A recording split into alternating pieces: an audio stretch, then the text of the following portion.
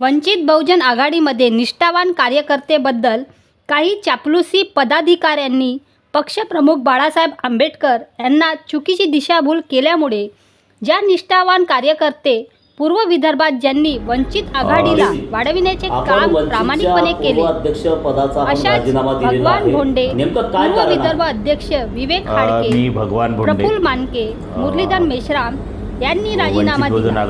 वंचित आघाडीला मोठा झटका पडलेला दिसून येतो. वंचित बहुजन आघाडीमध्ये कार्यरत होतो. त्यामध्ये साहेबांनी दिलेल्या प्रत्येक जबाबदाऱ्या, मग ते प्रभारी पदाची असो की संयोजक पदाची असो, दोनदा मी वंचित बहुजन आघाडीच्या पक्षाच्या वतीने विधानसभासुद्धा लढलेलो आहे. एक रामटेक विधानसभा आणि तुमसर विधानसभा. आणि मागील 6 महिन्यापासून मी पूर्व विदर्भ अध्यक्षपदाची माझ्याकडे जबाबदारी आली. त्यामध्ये साहेबांनी दिलेल्या आदेशाप्रमाणे मी पूर्व विदर्भातील 6 जिल्ह्यामध्ये नागपूर, वर्धा, चंद्रपूर, गडचिरोली, गोंदिया, भंडारा यामध्ये येणाऱ्या स्थानिक स्वराज्य संस्थेच्या निवडणुका डोळ्यासमोर ठेवून साहेबाच्या आदेशाप्रमाणे संपूर्ण बांधणी केली. त्या बांधणीमध्ये मी 500 ते 600 उमेदवार उभे करण्याची, आम्ही त्या मुलाखती घेऊन उभे करण्याची आमची संपूर्ण तयारी झाली.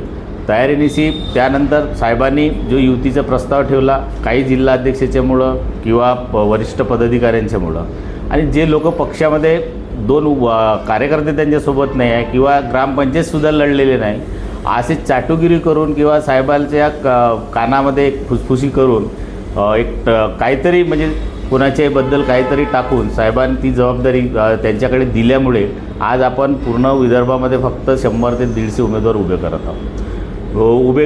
करण्यात आले. मी विदर्भ अध्यक्ष असताना या 6 जिल्ह्याचा प्रभार किंवा या 6 जिल्ह्याचे एबी फॉर्मवर सही करण्याचे अधिकार मला पाहिजे होते, पण साहेबांनी ते अधिकार जो पक्षात कुठल्याही पदावर नसताना अशा माणसाला दिले.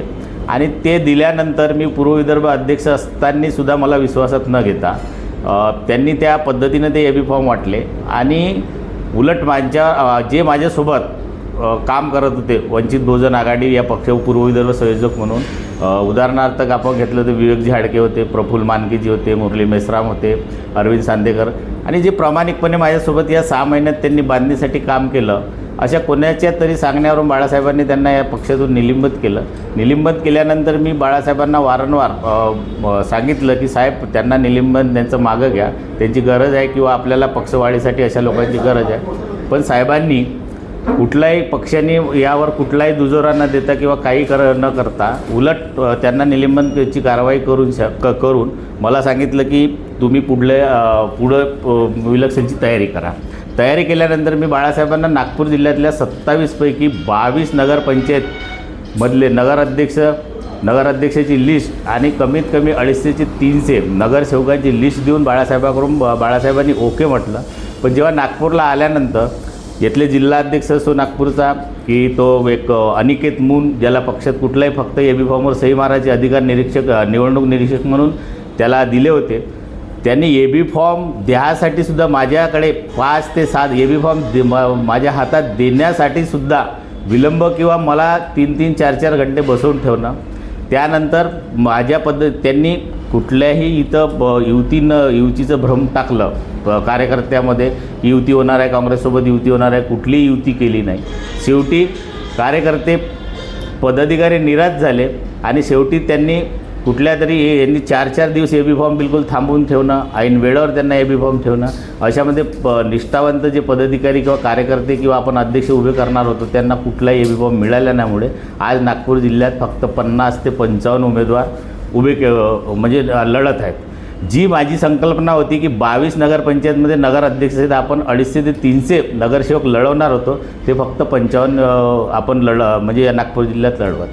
त्या अनुषंगाने परत मी एक आदिवासी माणूस असल्यामुळे इथले जिल्हाध्यक्ष असो की वरिष्ठ पदाधिकारी असो, इथला जिल्हाध्यक्ष इथल्या तालुका अध्यक्षांना आदेश देते. मी विदर्भ अध्यक्ष असल्यामुळे त्यांनी बॅनरवर म्हणजे बोंडेचे फोटो टाकायचे नाही. आदिवासी माणसाला कशाला मोठं करायचं आपण, म्हणजे मी चळवळीत वयाच्या 18व्या वर्षापासून फुलेशाह आंबेडकर चळवळीत काम करतो, पण असा आमचा आदिवासी माणसाचा एक अपमान केला जातो आणि कुठलीही त्याची दखल घेतल्या जात नाही. म्हणून अशा लोकांसोबत आणि जी चाटुगिरी करतात अशा लोकांसोबत काम करणं मला कठीण वाटलं. म्हणून मी काल आपल्या पूर्व विदर्भ अध्यक्षपदाचा आणि पक्षाच्या सदस्यपदाचा राजीनामा मी दिलेला.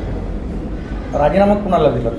मी सन्माननीय बाळासाहेब आंबेडकर यांच्या ईमेलवर पाठवला, आमच्या पक्षाच्या प्रदेशाध्यक्ष रेखाताई ठाकूर यांना पाठवला, पक्षाचे महासचिव किशन चव्हाण सर यांना पाठवला आणि बाकी मग मी सोशल मीडियावर व्हायरल केला. या अगोदर वंचितचे पूर्व विदर्भ संयोजक विवेक खाडकीजी आणि प्रफुल्ल मानकेजी यांच्यावर सुद्धा शिस्तबंधाची कारवाई पक्षातर्फे करण्यात आलेली आहे. पक्षातून त्यांना 6 वर्षासाठी निलंबित करण्यात आलेलं आहे. ज्या लोकांनी विदर्भामध्ये वंचितला खूप वाढवण्यासाठी सातत्यानं मेहनत घेतली, अशा पदाधिकाऱ्यांवर जेव्हा कारवाई होते तर तेव्हा तुम्हाला काय वाटतं? नाही, तेच तर ताज्जुब आहे आम्हाला की याआधी लोकसभा लोकसभा झाली, विधानसभा झाली, त्यानंतर आम्ही बघितलं आमच्या पक्षाच्या काय पदाधिकाऱ्यांच्या व्हिडिओ व्हायरल झाल्या, न्यूज व्हायरल झाल्या, पैसे घेतल्याचे पुरे पुरावे झाले. ते या दोघांमध्ये काहीच झालं नाही. तरी त्यांच्यावर कारवाई न होता उलट त्यांना पक्षात प्रमोशन देण्यात आलं. आपण त्यांच्यावर कुठलीही कारवाई नाही केली आणि यांचं काहीच नसताना म्हणून म्हटलं तुम्हाला की जे कानफुसफुसे लोक किंवा किचन कॅबिनेट लोक अशा लोकांनी सांगितल्यामुळे या दोघांवर कारवाई करण्यात काय आली. वंचितमध्ये निष्ठावंत कार्यकर्त्यांची कदर होत नाही असं तुमचं म्हणणं आहे? मला आता असं वाटायला लागलं साहेब. याआधी मला वाटत नव्हतं की मी आतापर्यंत फुलेशाह आंबेडकर चळवळीत काम पण इथं हे लोक दुसऱ्याला सांगतात की आम्ही जातीवादी करत नाही, पण हे जातीवादीपणानेच माझ्यासोबत वागतात आणि वेळोवेळी मी आदिवासी असल्यामुळे माझा अपमान करतात. हे गोंडगोवारी आदिवासी समाजामध्ये आपलं चांगलं नेतृत्व आहे. बरोबर. अशा परिस्थितीमध्ये आपण 6 जिल्ह्यामध्ये आपलं एक नेटवर्क चांगलं असताना या समाजातून एक चांगलं व्यक्तिमत्व वंचितला एक चांगलं प्लॅटफॉर्म दिलं होतं आणि अशा परिस्थितीमध्ये तुमच्यासारख्या नेतृत्वाने वंचितचा राजीनामा दिल्याने वंचित आता कमकुवत होईल का? साहजिकच सर, जे आमचं नेटवर्क होतं ते सगळे मला 6 जिल्ह्यातून कालपासून फोन येत आहे, सर आम्ही काय करावं तुम्ही सांगा, कुठली दिशा तुम्ही सांगा. पदाधिकाऱ्यांचे फोन येत आहे, आमच्या समाजाचे फोन येत आहे. पण यावर साहेबांनी कुठले साहेब माझ्यासोबत वेगळं बोलतात, तिकडे जिल्हाध्यक्षांना वेगळे आदेश देतात आणि त्या पद्धतीने कुठलाही म्हणजे विदर्भात आता विलक्षण आहे. यात मला विश्वासात घेऊन कुठलाही निर्णय होत नाही. मी विदर्भ अध्यक्ष मी आधी बोललो होतो, पदासाठी मी बनलेलो नाही किंवा मी या पदावर खुर्ची मला हार तुरण्यासाठी मी नाही, मी त्या पदाला न्याय देण्यासाठी विदर्भात अध्यक्ष बनलेलो, म्हणजे ती जबाबदारी मी घेतलेली होती. पुढील आपली भूमिका नेमकी काय राहणार? आता पुढील भूमिका आम्ही 1-2 दिवसात तुम्हाला सांगू. असं ऐकण्यात आहे की तुमच्या सोबतचे सहकारी सुद्धा वंचित सोडण्याच्या तयारीमध्ये आहे 6 जिल्ह्यातून.